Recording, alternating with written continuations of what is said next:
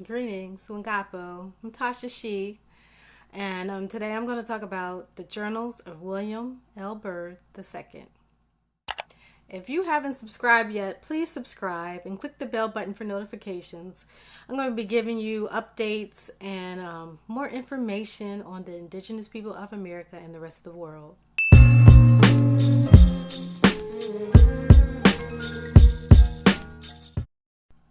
Now, the journals of William Byrd II is really referring to the Nottoway tribe, the Tuscarora, and other tribes in the southern Virginia and North Carolina area. Now, William L. Byrd, he is a high-ranking official within the Virginia colony. He was educated in England, and he came back to America after he graduated in England. So the journals of William L. Byrd gives plenty of insight on the lives and social standing and the appearance of the local indigenous people of Virginia and North Carolina.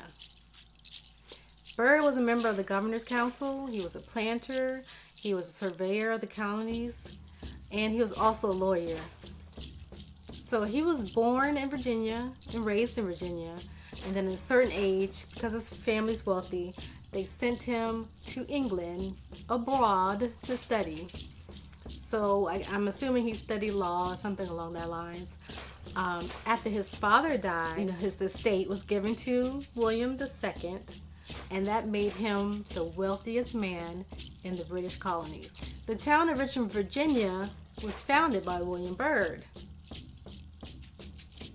and he helped survey the area between North Carolina and Virginia, creating the boundaries. The journals of William Byrd II are some of the best and most accurate accounts of the early years of the British colonies. The Westover Manuscripts details the history of the dividing lines between Virginia and North Carolina, a place which Byrd calls the Land of Eden. In this manuscript, Byrd describes the Tuscarora Indians as Negroes enslaved on his plantation. He also goes on to describe the Nottoway Indians as having mahogany skin and calls the women dark angels. He goes on to describe the women's braids and it having the appearance of conch shells hanging at the ends. If you want a visual picture of that, just imagine cornrows with the little beads at the end. Today, many people put conch shells, little tiny seashells, in their locks or dreadlocks, as some people call it. And he also goes on to call another tribe Hottentots, like the Hottentots of South Africa, or the colonies. So in conclusion of William Byrd II's journals, the Westover Manuscripts, Byrd basically tells you the appearance and the lifestyle of the indigenous people of North Carolina and Virginia, and also Canada, because he described, he says they look similar. The people have very dark skin, mahogany skin, as he says, and then others resemble the Hottentot, which are the Khoisan of South Africa. Okay, so they go from light skin to brown for the Khoisan, and then for the Nottoway, they are mahogany complexion. Okay, mahogany like the wood, like your mahogany floors. Look at your mahogany floors. Look at your mahogany cupboard. Dresser, whatever. You will see the complexion of those indigenous people. So this is a very interesting piece here, the Westover Manuscripts.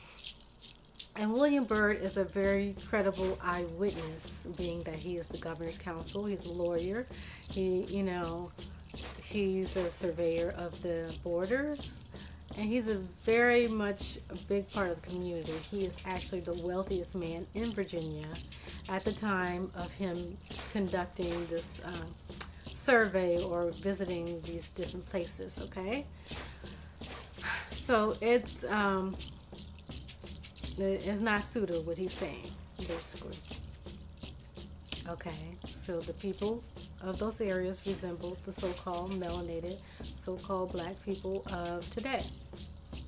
All right, and this is in no way, shape, or form saying that no type of slave trade happened.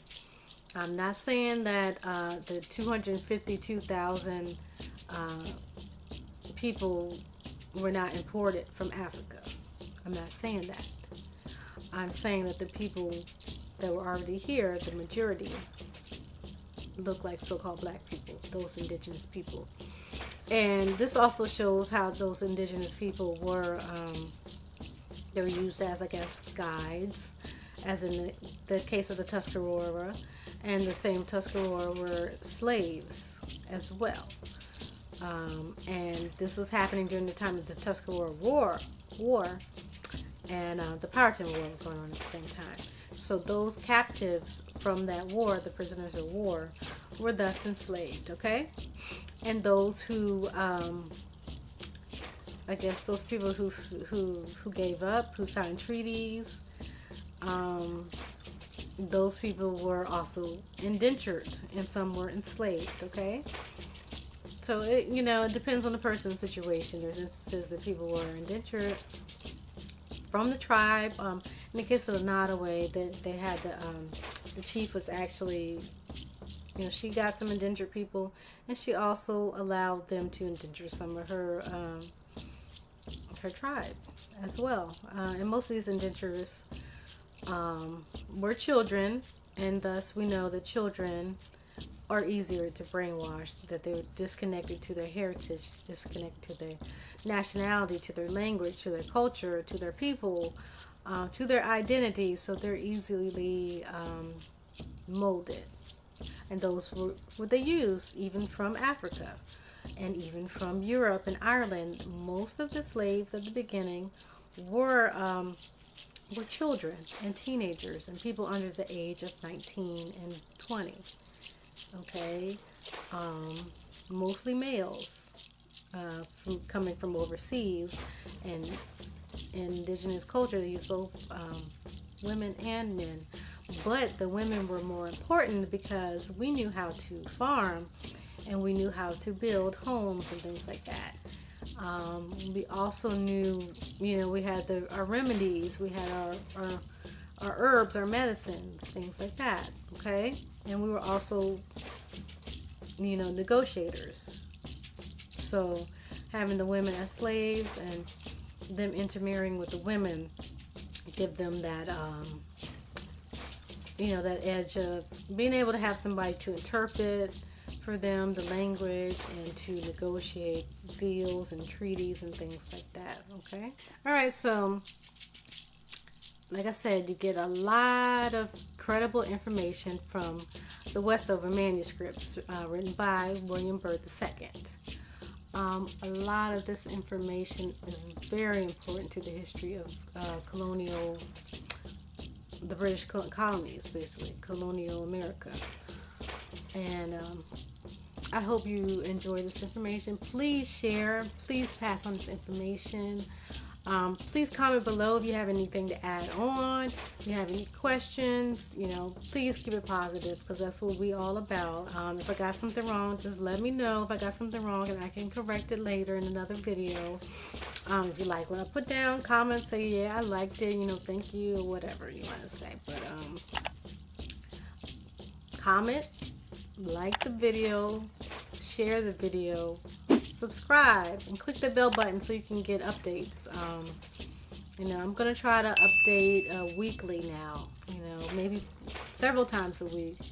It's just so much information, so much going on, and I'm trying to research it and not just get on camera and just blab like some people like to do. I'm not a person that just likes the sound of my voice. I'm an introvert. I'm quiet, I like to think about things. I like to research and come to a very truthful as I can get conclusion. Okay, so all this information is available, is in public domain. You can verify everything that I said. You can go to the page numbers and you can see it yourself. Okay, so thank you for watching. I hope you enjoyed. Please check out my other videos, and I will be back with more information on the indigenous people of America and the rest of the world. All right, thank you. Ungapo.